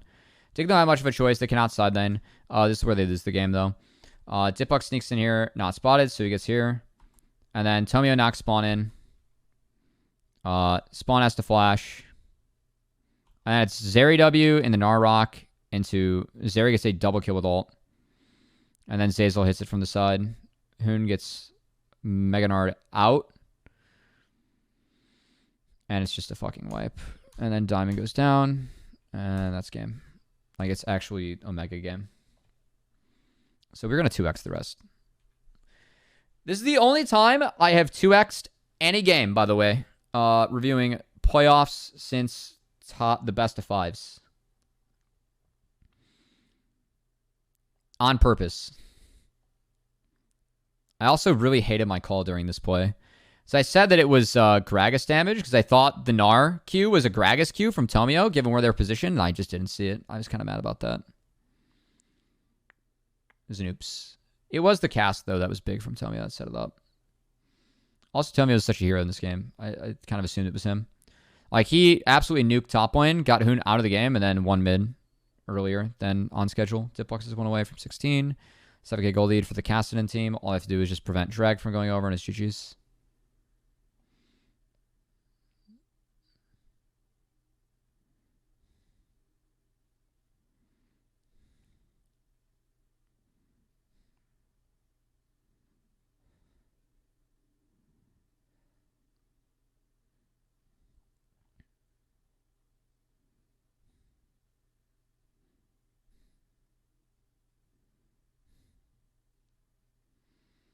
Hey, what's up, Maximus Payne? Good to see you. Thanks for hanging. All right, so attempts on the fake god. It's a good sidestep. They do get him. Like, again, this is the only play that Dig has. This is for the dragon. Fake god shouldn't be there, but who cares? They get dragon. They deny soul.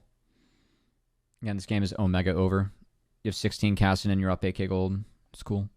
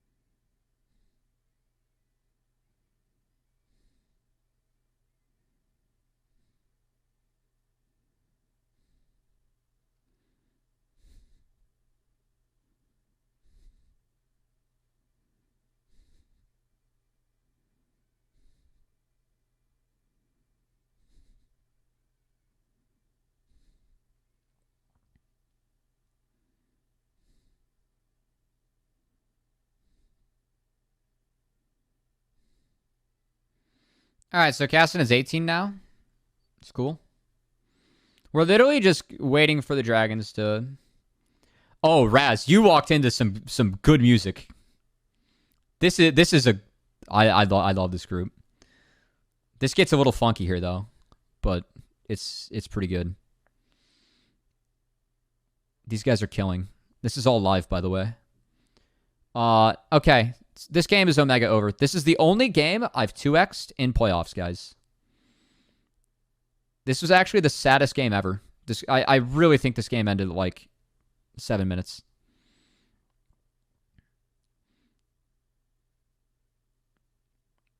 Okay. So again, like Dig, and there's no play. There's really no play for them. So Fake God just isolates people. I think it's fine. Like Diplux just gets to do whatever he wants. There's no CC for casting at this point of the game. Unless it's Malachi who gets isolated, so. Free Baron. I do think, again, this Baron, it wasn't... I was a little bit scared they wouldn't be able to hit the Dragon Timer, because like the only way that they lose this game is they lose Soul and then open up Elder for being on the table. But they were able to hit it because Dig had to go to the base because Diplux was there. So I think Dig at this point, honestly... I really think Dig should have rolled... Like, they should have sent Spawn the Dragon and just said, fuck it, and just see what happens, you know? Like, maybe you just have Hoon here, and then you just have Insanity and Spawn, and actually, like, go hit Dragon and Suicide. I think this game's like that over again. You're down 10k gold to a Kassadin, and you have triple magic damage topside. If Dig threw the game there for that Dragon, I would have fucking respected it, honestly. There is no play for them. They don't end on this Baron, by the way. Oh, this is hilarious, though. All right, this is very funny.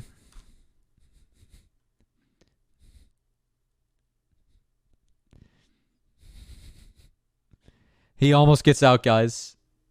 Like, if that hook doesn't hit, he's actually out of there. They sent the Power Rangers to take down Kassadin.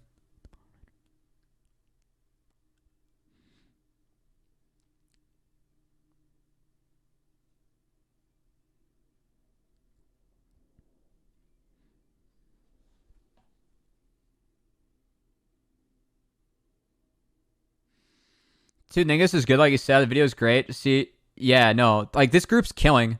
I thought of this group because like one of my buddies from back home, like we played band like growing up together. Like senior year of my jazz band, we went to Germany. Like he saw them and he teaches music now. He's a music ed teacher. He said they were killing. Maybe it's a jazz night. Maybe I play some Strasbourg Saint Denis. Except the YouTube... Oh, I can't play the YouTube version. I get in trouble. Fuck. That video is so good.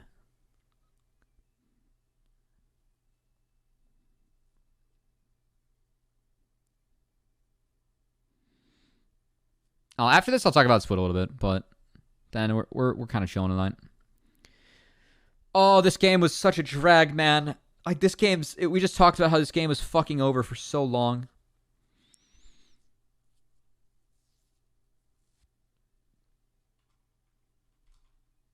Back to 2x. Like, there's just absolutely nothing that Dig can do against this Kassadin. Like, the only way that I think C9 optimizes this better if they swap where Fake God and Diplex are. Could be great, but like doesn't you said, matter. Cummy, with Wow, the Bradley amount follows me after the of split. timing Goddamn. could be great, but like What's you up, said, boss? Cummy, with the amount of timing could be great, but like you said, Cummy, with the amount of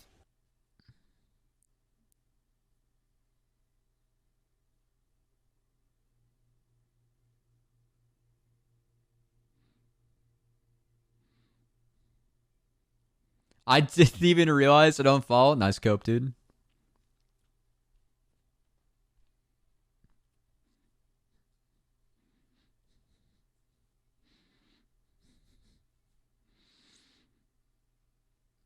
All right, another dragon where Dig cannot leave their base, and C9 is still too scared to end. They want to wait for the Baron. This game was fun. It was such a drag of like what was actually a pretty fun series. I don't know. First two games were definitely more fun, you know. I think game 3 and 4, like Dig was competitive for game 3. I kind of forgot how competitive they were, but like once that top or the play happened like at top inner, like it's all of a sudden like they're down. Dig's up 2k gold against like just a mega death ball comp, and Prowler's Renekton was so good that game because like they're just playing all squish. So C9 like they have engaged with Prowler's Renekton where someone gets one shot, and then they death ball with Zeri with like 4 like tanks in front into like just not a team that was like built a group. Dig played game 1 well. They played around Vigar really well. I think C9 was smart to ban it for the rest of the series. I trust Insanity on Vigar. I think he plays Vigar really well, like one of the better Vigar players we have. Damn. Malachi ult, not great. Game 3, 4, I just trolled so hard. Yeah. Happens soon. We went over the death level 2 here. You guys had a good split. You guys were the top 2 teams all split, so I know finals didn't go the way you want, but yeah. All right, that's wrapped. I mean, congrats to C9, right? Yeah. Ditplex hitting the gritty again. That was fun. All right, give me a sec, guys. I want to go